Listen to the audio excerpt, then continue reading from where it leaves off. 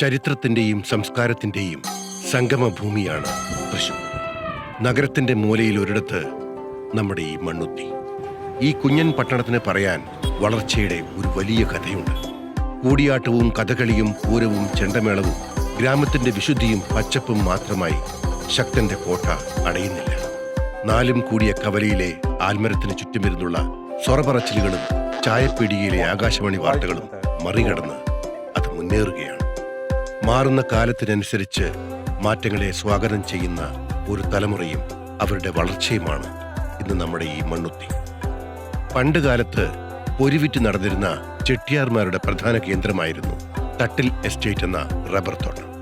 സർക്കാരിന്റെ ഇടപെടലോടെ 1916 state seed farm Mannuthy അഥവാ സർക്കാരിന്റെ കൃഷിത്തോട്ടം എന്ന പേരിൽ അറിയപ്പെടാൻ തുടങ്ങി. അങ്ങനെ ഇന്ന് നമ്മൾ കാണുന്ന കാർഷിക സർവകലാശാലയുടെ തുടക്കം ഇവിടെ അരങ്ങേറുകയായി. ഇതൊന്നും അധികം ആരും അറിയാത്ത നമുക്ക് പഴങ്കഥയാണ്.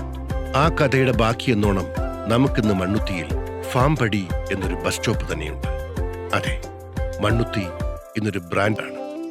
കേരളത്തിന്റെ ആധുനിക കാർഷിക സംസ്കൃതിയുടെ ചുരുക്കപ്പേര്.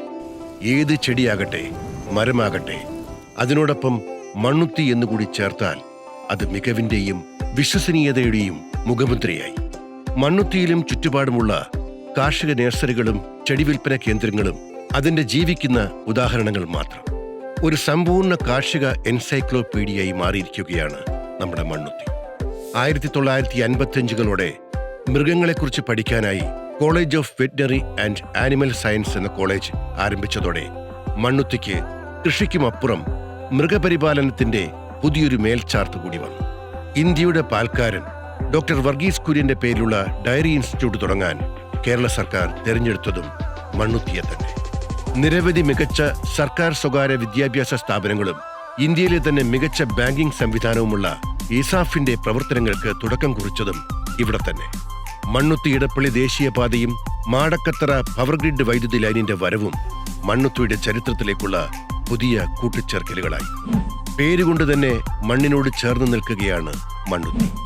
മണ്ണിൽ ഊന്നിയുള്ള ഒരു ഉത്തിഷ്ഠത, അതാണ് മണ്ണുത്തി. വിണ്ണിലേക്ക് വികസനത്തിന്റെ പുതിയ പാതകൾ വരും തലമുറയ്ക്കായി വെട്ടിത്തെളിച്ചുകൊണ്ട് നമ്മുടെ മണ്ണുത്തി മുന്നേറും.